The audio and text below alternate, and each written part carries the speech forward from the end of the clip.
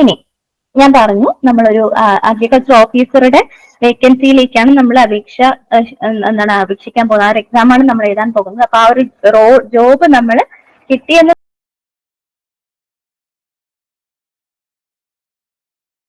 തന്നെ നമ്മൾ വിചാരിച്ചുകൊണ്ട് വേണം നമ്മൾ പഠിക്കാൻ, എക്സാംസിന് വേണ്ടിയിട്ട് പ്രിപ്പറേഷൻ സ്റ്റാർട്ട് ചെയ്യാൻ വേണ്ടിയിട്ട്. ഓക്കെ, അപ്പൊ അങ്ങനെ നിൽക്കുമ്പോൾ ആ ഒരു ഓഫീസറിന്റെ ജോബ് റോൾ എന്താണെന്നുള്ളത് നമ്മളൊന്ന് മനസ്സിലാക്കണം.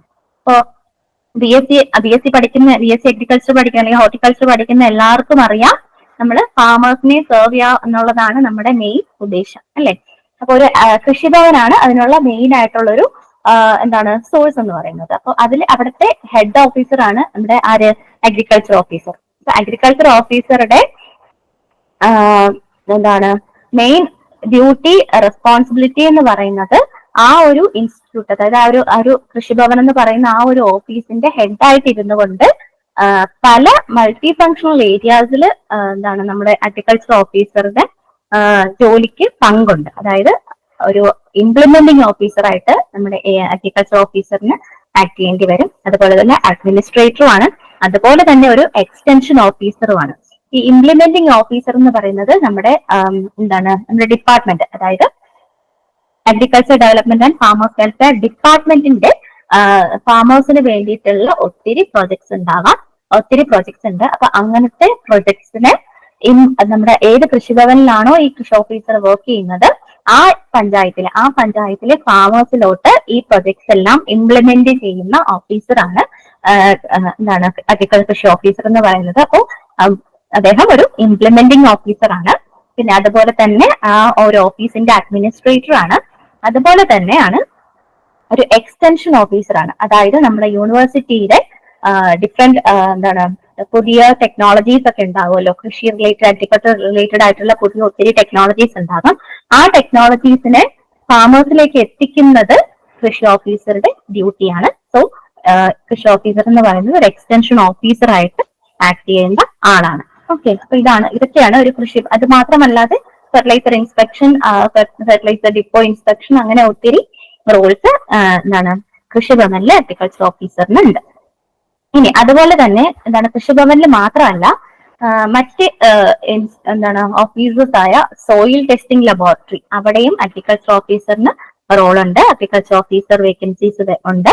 അപ്പൊ അവിടെ കൃഷി ഓഫീസറുടെ റോൾ എന്താന്ന് വെച്ചാൽ സോയിൽ സാമ്പിൾസ് റിസീവ് ചെയ്യൽ, അതിന് സോയിൽ ഹെൽത്ത് കാർഡ് അനലൈസ് ചെയ്യുക, സോയിൽ സാമ്പിൾസ് അനലൈസ് ചെയ്യുക, ഒരു സോയിൽ കെമിസ്റ്റിന്റെ ഗൈഡൻസിൽ സോയിൽ സാമ്പിൾസ് അനലൈസ് ചെയ്യുക, സോയിൽ ടെസ്റ്റ് റിപ്പോർട്ട് പ്രിപ്പയർ ചെയ്യുക, പിന്നെ രജിസ്റ്റേഴ്സ് മെയിൻറ്റെയിൻ ചെയ്യുക, അതുപോലെ തന്നെ ലബോറട്ടറീസ് ഒക്കെ നീറ്റ് ആയിട്ടൊക്കെ മെയിൻറ്റെയിൻ ചെയ്യുക, ആ സ്റ്റോക്ക് രജിസ്റ്റേഴ്സ് ഒക്കെ കീപ്പ് ചെയ്യുക. ഇതൊക്കെ ഒരു സോയിൽ ടെസ്റ്റിംഗ് ലബോറട്ടറിയിലെ അഗ്രികൾച്ചർ ഓഫീസറിന്റെ ജോബ് ചാർട്ടാണ്. അതുപോലെ തന്നെയാണ് ഫെർട്ടിലൈസർ അല്ലെങ്കിൽ പെസ്റ്റിസൈഡ് ടെസ്റ്റിംഗ് ലബോറട്ടറിയിലും അഗ്രികൾച്ചർ ഓഫീസറിന്റെ റോൾ ഉണ്ട്. അപ്പോ അവിടെയും ഇതുപോലെ തന്നെ സാമ്പിൾ അനാലിസിസ് ചെയ്യുക,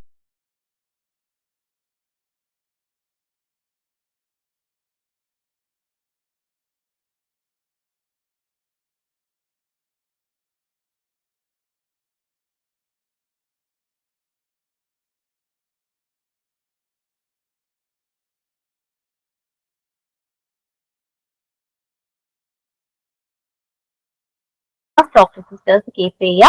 ഓക്കെ, അങ്ങനത്തെ ജോബ്സ് ആണ് നമ്മുടെ സോയിൽ ടെസ്റ്റിംഗ് ലബോറട്ടറീസിൽ. അതുപോലെ തന്നെയാണ് seed testing laboratory. Okay, seed testing ലബോറട്ടറീസിൽ സീഡ് സാമ്പിൾസ് കളക്ട് ചെയ്യുക, അതുപോലത്തെ അനാലിസിസ് കാർഡ് പ്രിപ്പയർ ചെയ്യുക, റിപ്പോർട്ട് പ്രിപ്പയർ ചെയ്യുക.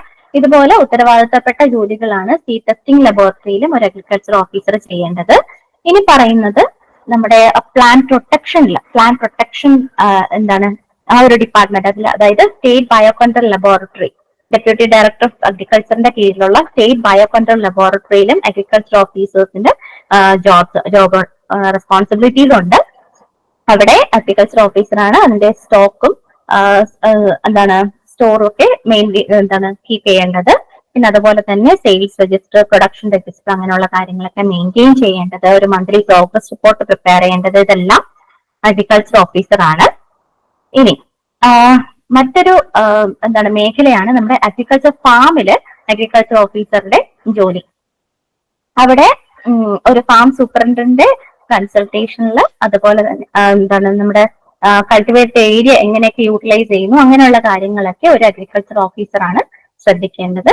പിന്നെ അതുപോലെ തന്നെ എന്താണ് ഫാം റെക്കോർഡ്സ് മെയിൻറ്റെയിൻ ചെയ്യുക, അതുപോലെ ഫാമേഴ്സിന് എന്താണ് വർക്ക് അലോട്ട് ചെയ്യുക, ഇങ്ങനെയുള്ള കാര്യങ്ങളൊക്കെ ഒരു എന്താണ് ഒരു അഗ്രികൾച്ചർ ഫാമിലെ അഗ്രികൾച്ചർ ഓഫീസറുടെ ജോബ് റെസ്പോൺസിബിലിറ്റീസ് ആണ്. അപ്പൊ ഞാൻ ലിസ്റ്റ് ഔട്ട് ചെയ്തിട്ടുണ്ട് എന്തൊക്കെയാണ് അവിടുത്തെ റെസ്പോൺസിബിലിറ്റീസ് എന്ന്. ഇനി നമ്മൾ നോക്കേണ്ടത്, നമ്മളൊരു അഗ്രികൾച്ചർ ഓഫീസറായിട്ട് ജോയിൻ ചെയ്ത് കഴിഞ്ഞാൽ ഏതൊക്കെ രീതിയിൽ പ്രൊമോഷൻസ് നമുക്ക് ഉണ്ട് എന്നുള്ളത് നോക്കാം. അപ്പം ബേസിക് ആയിട്ടുള്ള ഒരു പോസ്റ്റ് ആണ് അഗ്രികൾച്ചർ ഓഫീസർ. അവിടെ നിന്ന് നമുക്ക് പ്രൊമോഷൻ കിട്ടിയിട്ടാണ് ആരാകുന്നത് അസിസ്റ്റന്റ് ഡയറക്ടർ, ADA അല്ലെങ്കിൽ അസിസ്റ്റന്റ് ഡയറക്ടർ ഓഫ് അഗ്രികൾച്ചർ ആകുന്നത്.